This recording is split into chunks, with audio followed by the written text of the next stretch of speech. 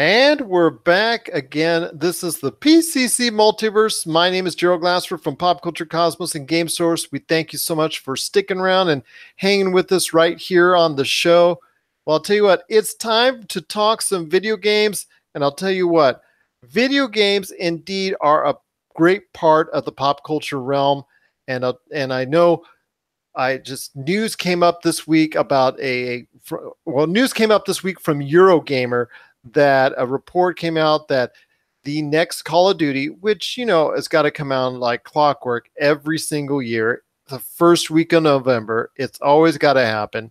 The next installment of the Black Ops series, Call of Duty Black Ops 4, is the widely reported now title coming out in the first week of November. And who better to talk video games with me than a good man right here, a man who I've been on his show before. Plus, he's got another one coming. It's Tremaine Johnson from Voice from the Underground and his new show. How are you doing today, TJ? You know what, man? I am living the dream. I'm trying not to wake up. I don't know whose dream I'm living. I'm still trying to figure that out, but I'm living somebody's dream right now. Oh, that's awesome to hear, my friend. It's great to have you here to talk Call of Duty and also your great stuff as well. Everybody, just want to let you know out there, he's going to, at the end of our segment, talk a lot about his new show. But I will say this, Voice from the Underground, the show that he's on with two other great guys that I've been on the show myself before. You got to check it out on Apple Podcasts and also many other great outlets. I believe Spreaker, iHeart Music, and a whole ton of others, correct? Oh, yeah. We're all over the Google Play, Apple, like you said, Spreaker, iTunes. We're all over the joint. Any place you can get a podcast, wherever you consume your podcast, you will find a Voice from the Underground. Definitely. And these guys talk a lot of great stuff, pop culture stuff, but they also talk political. They go into a lot of different items and tones and subjects and stuff that people really are interested in and are talking about. So when you get a chance, definitely check out their great show. He's got a great show coming along the way. I'm going to let him go ahead and talk a little bit more about that at the end of our segment. But first, TJ, I want to ask you, Call of Duty Black Ops 4, it's widely reported, like I said, from Eurogamer that that's going to be the next installment. Call of Duty Black Ops, the original that came out in 2010, is the largest selling Call of Duty game of all time. Yep. That's the high point of the series.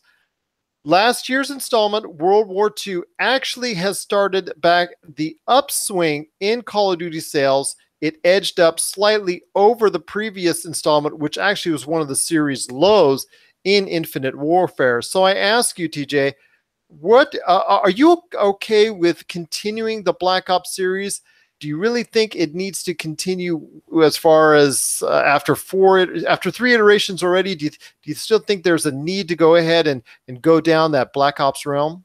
You know, I'm going to be honest with you. There are not many things that have come in threes that have been absolute knockout the parks. You look at the Mass Effect series. Mass Effect 1 was this revolutionary idea. Mass Effect 2 completely took Mass Effect 1 and reimagined it, reinvented it, and made it something that, to me, to this day, I still play Mass Effect 2. So saying that to say, most things stop being good at 3. And it's at the third one that they stop being good. So saying that to say, I'm not 100% sold on needing another Call of Duty Black Ops. I kind of feel that with the last Call of Duty, we've shown that, we started Call of Duty in World War II, right? And then we eventually decided to go off into modern warfare and then advanced warfare and then even more advanced warfare and infinite warfare. We kind of got a little bit away. And when I say we, I'm talking about the Call of Duty community. We kind of got away from playing what the roots of the game were. And I think this return to Call of Duty, this last one, was such a return to grace and such a return to form. And it showed in the sales. I mean, this one, as we kind of talked about a little bit off the air before we got on, this one had a slight uptick in last year's version. So we've shown that we're interested in a game that's done correctly. You keep playing the same old thing over and over and over again, nobody's going to be interested after a while. Now we're starting to show that we're interested in World War II. I don't necessarily think that Black Ops 4 is absolutely necessary. And I think we're a little saturated at this point. Well, I will say this, 2007's Modern Warfare Call of Duty 4 was a great step in the right direction for Activision. And at that time, It was very much needed, and it is probably my favorite, and I think the overall best in the series. Call of Duty Black Ops seemed to me, like in many ways, and like what a lot of people are saying, is that that was the actual plateau, the tipping point, and not just in sales, but actually as far as the series for a lot of casual gamers, because at that point they were still okay with that series the way it was and sort of that modern times format. But after that, you saw just repeated year after year and actually trying to go into the future with Infinite Warfare and whatnot. And the series got a little bit tired to a lot of people. It got a little bit old.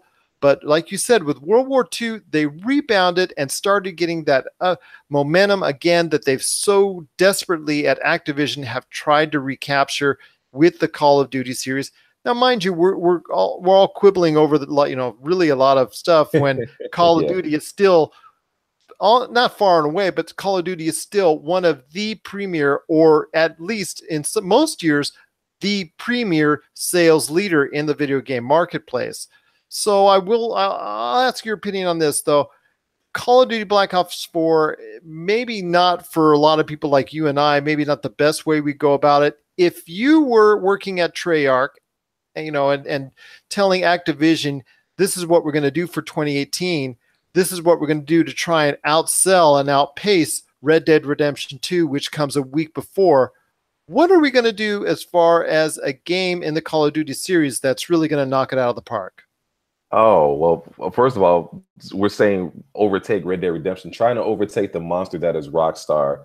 I don't think any publisher has figured out a way to do that. And if they have, I think they would have done so already. And I agree with you on that, but I'm just saying, if you're an Activision, you're Treyarch, Activision doesn't want to hear the realities of that sometimes. Of course not. Bobby Kotick over the years has really just sit on his high chairs at various points of time, and he's thought very well of himself and the company. And to his credit, he has made, along with Activision Blizzard, made a lot of right moves and for a lot of right reasons. So I'm not going to give them too much of a fair enough. I got to give them props on that. But you're going in there. Your mindset is you're going to try and wow Activision with a proposal for 2018.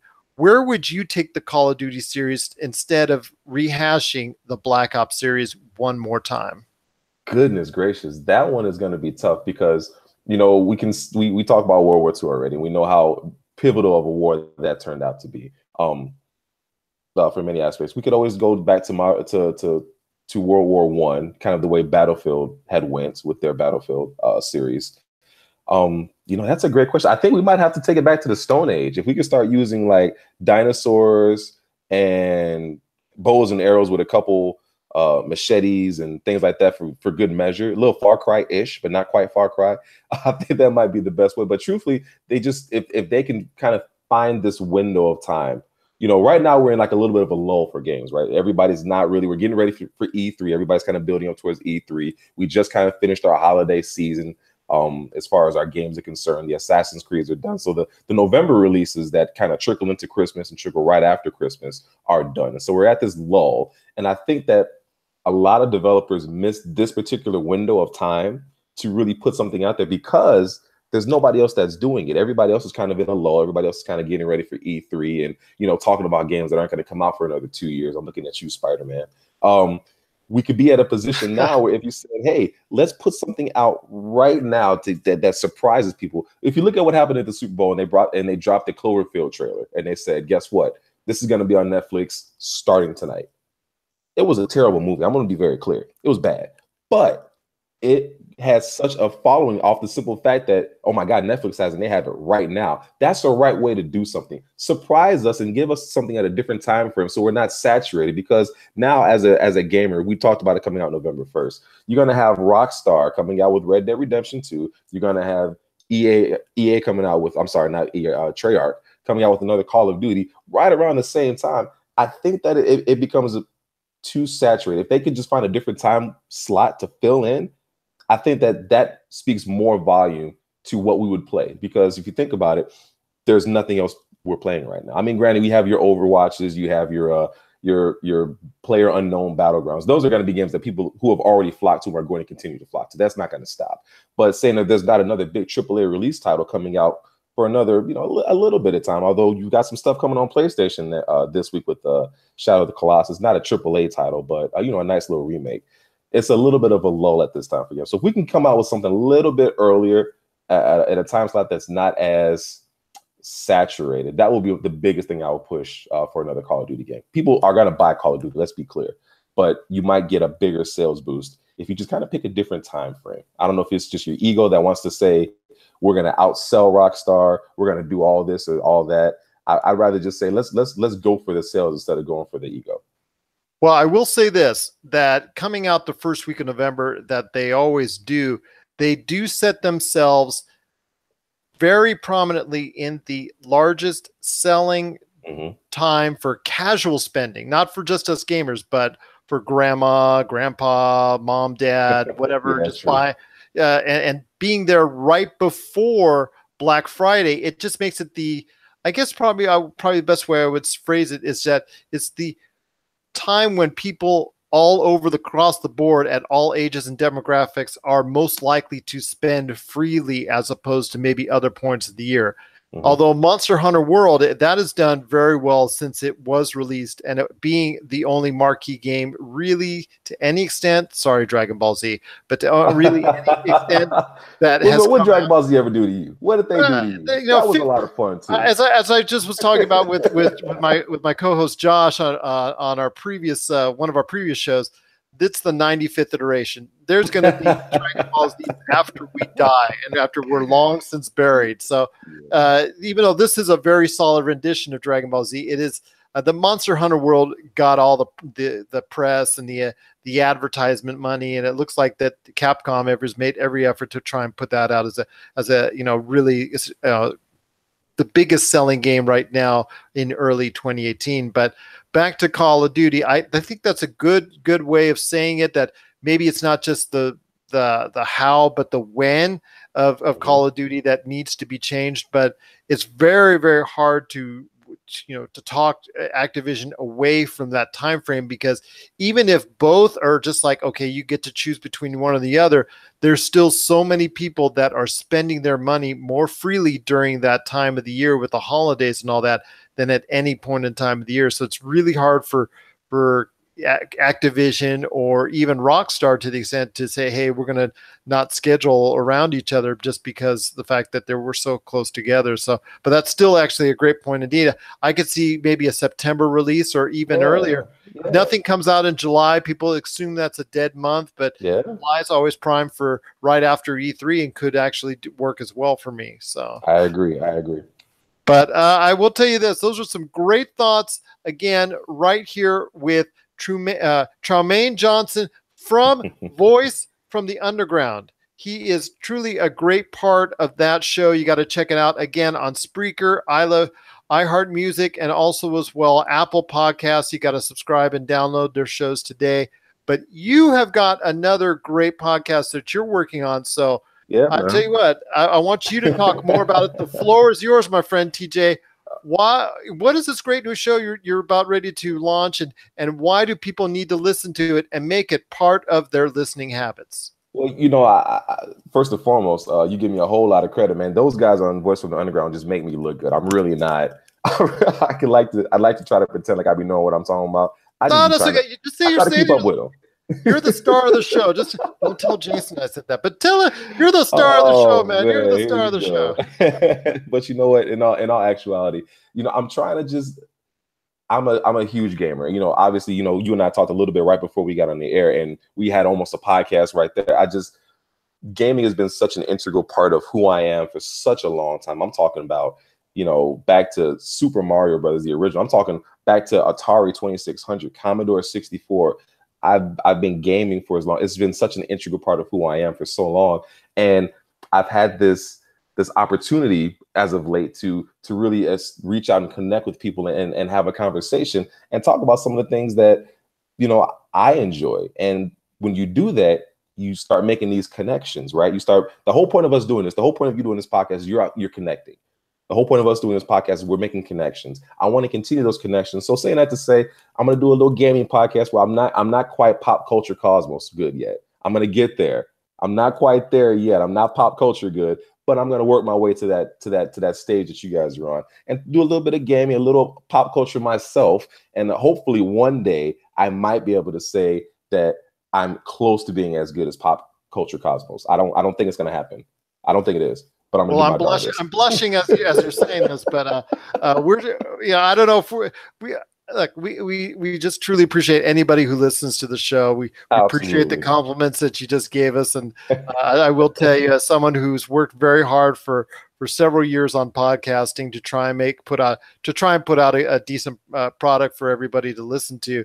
It truly is humbling when you say things like that. I truly cannot thank you enough for that. But I know if you've got the dedication, and also you definitely have what it takes as far as the knowledge, the background, and also the love of gaming to go ahead and provide an audience with definitely a great podcast that they have to listen to. So when's the start date? Is it out already, or what kind of information can you tell people about where can they get this great podcast? So this great podcast is going to still be a Voice from the Underground production. So let's be very clear. I'm not done by any stretch of the imagination with Voice from the Underground. Those guys are stuck with me. I'm like a bad cold. You're just not gonna get rid of me. I'm sorry. I'm sticking around for the long haul. Don't say that. Don't say that too loudly with the flu season going on. That's killing people. Yeah. I'm sorry. Bad flu season. So saying that to say, this podcast is gonna get off the ground relatively soon. It's been an extremely hectic week. And in my day job, I work retail. I'm in retail management, and it's been absolute chaos. So I haven't had the time to put into the exact time of this podcast. So I have to apologize for that. And I feel bad because I want to get this stuff out there to people as quickly as possible, because it's something that I love and I extremely, extremely am passionate about. It's just a matter of timing for me. So saying that to say, we're going to look to get this thing off in the next couple of weeks. So you haven't missed anything yet. You still got plenty of time to be there for the first episode. It's going to be a Voice from the Underground production. The name of this podcast is going to be Gaming Thrones. And people are going to say, well, where did that come from? Well, obviously, we're talking about gaming. And if you've listened to Voice from the Underground, then you might have heard me reference Game of Thrones once or twice an hour on the show. I'm a huge, huge Game of Thrones nerd.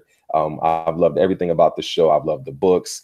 I love the acting. So it's kind of a play on both of that, and just a lot of different passions that I have, and just a way to connect to people and establish these brief moments of interactivity where you truly make a connection with somebody across the space and time where you might not have the opportunity to do that any other way. I think this is one of the most sincerest forms of connection, being able to connect with somebody that I don't know. I don't see you, we're not here together in this particular time and space, but we're sharing this moment. And I think that ultimately is what we as podcasters, we as human beings are looking to do. And I'm excited to start that journey with everybody. Well, that's awesome to hear. Once again, that's Gaming Thrones, correct? Gaming Thrones, you got it, man. Gaming Thrones. It's gonna be a sick logo too. There you go. Gaming Thrones. That is going to be a Voice from the Underground part of that network and whatnot. Basically, you got to check out their stuff. Voice from the Underground, and also Gaming Thrones when that comes out here in a couple weeks. I'll tell you what, Charmaine, it's just been a pleasure having you on the show. You got to come back to talk more great gaming news and information. You're always welcome back on the show. But I wish you the best of luck. And if there's anything that we at Pop Cultures can do to help you out, Pop Culture Cosmos can do to help you out, just let us know. We'll be glad to do it. Man, don't be inviting me back now. You feed a cat one time, he keeps coming back now. Don't you give me this open invitation. I might take you up on it. You might indeed. Well, right here at the Pop Culture Cosmos, we talk video games all year long, around the clock, along with many other things as far as film, TV, and everything great that in pop culture. So definitely would love to have you back aboard to chat more about video games if you got the time. But first, you got to get that great show off the ground, and I definitely want to hear it, and definitely want to know. I definitely want to make sure that everybody gets the chance to hear it as well. Once again, absolutely.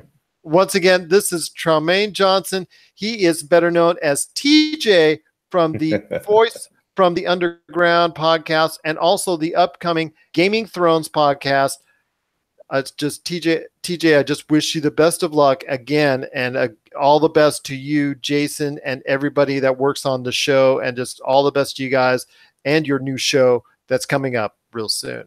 Thank you much. I appreciate it. Thank you for having me and allowing me to get my geek on a couple times, man. It was a blast. That's what we're here for, right here at the Pop Culture Cosmos.